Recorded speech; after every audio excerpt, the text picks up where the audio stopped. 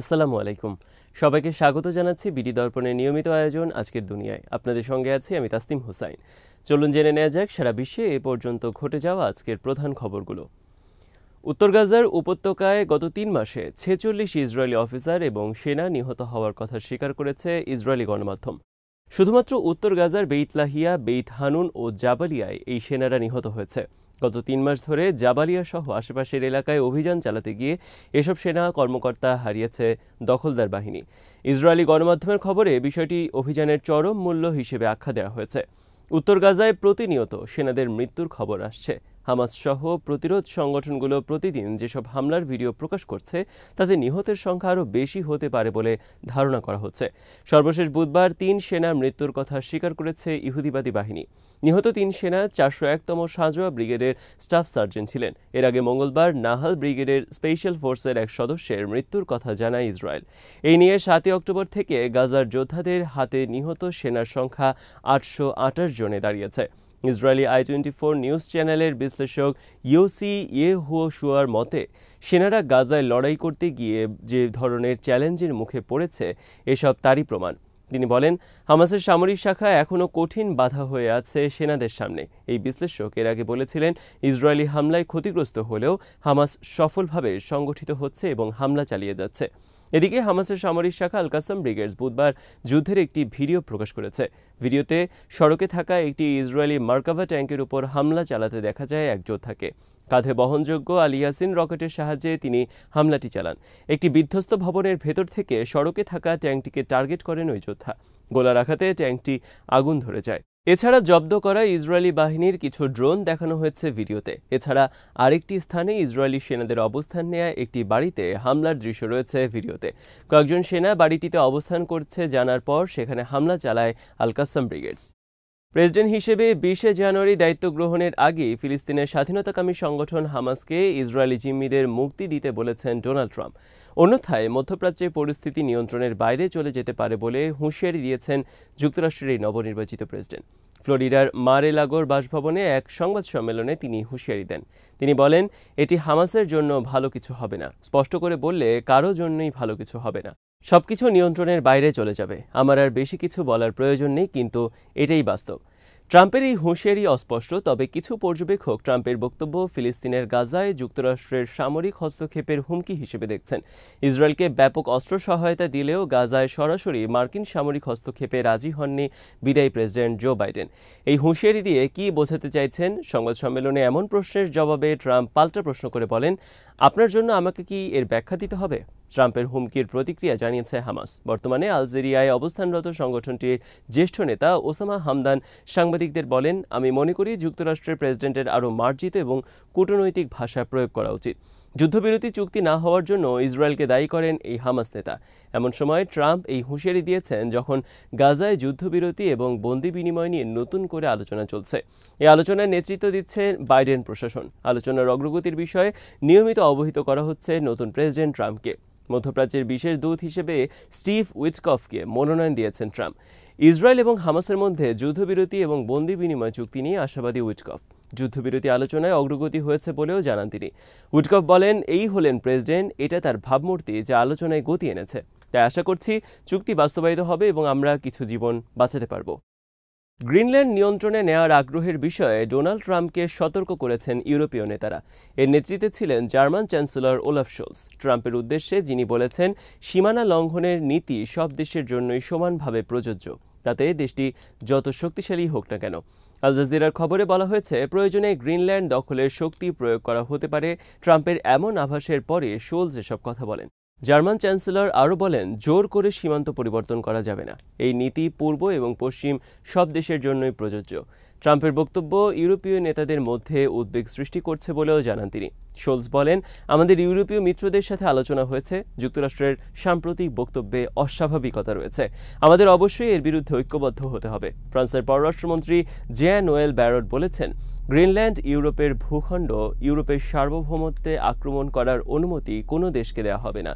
Donald Trump আগের মেয়াদে president থাকার সময় উত্তর আটলান্টিক মহাসাগরের গ্রিনল্যান্ড দ্বীপ কিনতে চেয়েছিলেন। এবার নির্বাচিত হয়ে এই দ্বীপটি যুক্তরাষ্ট্রের নিয়ন্ত্রণে নেয়ার আগ্রহ প্রকাশ করেছেন। এক্ষেত্রে শক্তি প্রয়োগের বিষয়টিও নাকচ করেননি তিনি। বিশ্বের বৃহত্তম এই দ্বীপটিতে রয়েছে ডেনমার্কের অধীনে। এদিকে ডেনমার্কের পররাষ্ট্রমন্ত্রী লার্স লোকোকি রাসমুসেন বলেছেন, বাসিন্দারা চাইলে গ্রিনল্যান্ড স্বাধীন হতে পারে, তারপরও এটি মার্কিন অঙ্গরাষ্ট্রে পরিণত হবে না। উদ্ভূত পরিস্থিতিতে বুধবার কোপেনহেগেনে ডেনমার্কের রাজা ফ্রেডরিকের সঙ্গে গ্রিনল্যান্ডের প্রধানমন্ত্রী মিউটের বৈঠক অনুষ্ঠিত হয়েছে। প্রধানমন্ত্রী মিউটের নেতৃত্বাধীন দ্বীপের সরকারের শেষ পর্যন্ত স্বাধীনতার লক্ষ্য রয়েছে বলে জানিয়েছে কর্তৃপক্ষ। ডেনিশ পররাষ্ট্রমন্ত্রী লার্স লোকোকে রাসমুসেন বলেছেন, আমরা পুরোপুরি স্বীকার করি যে গ্রিনল্যান্ডের নিজেরও উচ্চাকাঙ্ক্ষা রয়েছে। যদি সেগুলো বাস্তবায়ন করা হয় তবে গ্রিনল্যান্ড স্বাধীন হবে, তারপরও মার্কিন যুক্তরাষ্ট্রের একটি ফেডারেল রাজ্য হওয়ার উচ্চাকাঙ্ক্ষা নেই। ইউক্রেনে ভয়াবহ বোমা হামলা চালিয়েছে রাশিয়া। এতে কমপক্ষে ১৩ জন নিহত হয়েছেন, আহত হয়েছেন অনেকেই। পূর্ব ইউরোপের এই দেশটি দক্ষিণাঞ্চলীয় শহর জাপোরিজিয়ায় রুশ সামরিক বাহিনীর হামলায় হতাহতের এই ঘটনা ঘটে। বৃহস্পতিবার এক প্রতিবেদনে তথ্য জানিয়েছে সংবাদ মাধ্যম আল জাজিরা। প্রতিবেদনে বলা হয়েছে, ইউক্রেনের দক্ষিণাঞ্চলীয় শহর জাপোরিজিয়ায় রাশিয়ার বোমা হামলায় অন্তত ১৩ বেসামরিক নাগরিক নিহত এবং প্রায় ৩০ জন আহত হয়েছেন বলে কর্মকর্তারা জানিয়েছেন। বুধবার ইউক্রেনের প্রেসিডেন্ট ভলোদিমির জেলেনস্কির টেলিগ্রাম পেজে পোস্ট করা গ্রাফিক ফুটেজে দেখা গেছে, শহরের রাস্তায় আহত রক্তাক্ত বেসামরিক নাগরিকদের চিকিৎসা সেবা দিচ্ছেন জরুরি পরিষেবার কর্মীরা। সোশ্যাল মিডিয়া প্ল্যাটফর্ম এক্সে দেওয়া এক পোস্টে জেলেনস্কি লিখেছেন, শহরে বিমান হামলার চেয়ে নৃশংস আর কিছু নেই। সাধারণ বেসামরিক মানুষ ক্ষতিগ্রস্ত হবে জেনেও এই হামলা চালানো হয়েছে। ইউক্রেনের প্রসিকিউটর জেনারেলের কার্যালয় টেলিগ্রামে বলেছে, হামলায় বহু উঁচু আবাসিক ব্লক, শিল্প স্থাপনা এবং অন্যান্য অবকাঠামো ক্ষতিগ্রস্ত হয়েছে। এতে আরও বলা হয়, ধ্বংসাবশেষ একটি ট্রাম ও বাসের উপর আছড়ে পড়ে, যার ভেতরে যাত্রীরা ছিলেন। আঞ্চলিক গভর্নর ইভান ফেডোরভ বলেছেন, রাশিয়ার বাহিনী শহরের একটি আবাসিক এলাকায় গাইডেড বোমা নিক্ষেপ করেছে এবং হামলায় অন্তত ২টি আবাসিক ভবন ক্ষতিগ্রস্ত হয়েছে। ইউক্রেনের বিরুদ্ধে প্রায় ৩ বছর ধরে চলমান এই যুদ্ধের সময় মস্কো প্রায় সময় বেসামরিক অবকাঠামোতে বিমান হামলা চালিয়েছে। যদিও ধারাবাহিকভাবে বেসামরিক নাগরিকদের টার্গেট করে হামলার কথা অস্বীকার করেছে রাশিয়া। ২০২২ সালের ফেব্রুয়ারিতে ইউক্রেনে সামরিক অভিযান শুরু করে রাশিয়া। রুশ সেই আগ্রাসনের শুরু থেকেই যুক্তরাষ্ট্র, ন্যাটোর মাধ্যমে এবং অন্যান্য সহযোগী দেশগুলোর মাধ্যমে ইউক্রেনকে অস্ত্র এবং অন্যান্য সহায়তা সরবরাহের কাজে নেতৃত্ব দিচ্ছে। যুক্তরাষ্ট্রের লস অ্যাঞ্জেলেসে ভয়াবহ দাবানলে পুড়ছে ঘরবাড়ি সহ সবকিছু। আগুনের ভয়াবহতা থেকে বাঁচতে সেখানে পালাচ্ছেন সাধারণ মানুষ। সংবাদ মাধ্যম লস অ্যাঞ্জেলস টাইমস জানিয়েছে, বুধবার মধ্যরাতে ১০০ কিলোমিটার গতিতে বাতাস বইতে থাকে। এতে ৩টি বড় দাবানলের শক্তি বৃদ্ধি পায়। আগুনে দগ্ধ হয়ে এখনও পর্যন্ত অন্তত ৫ জন নিহত হয়েছেন।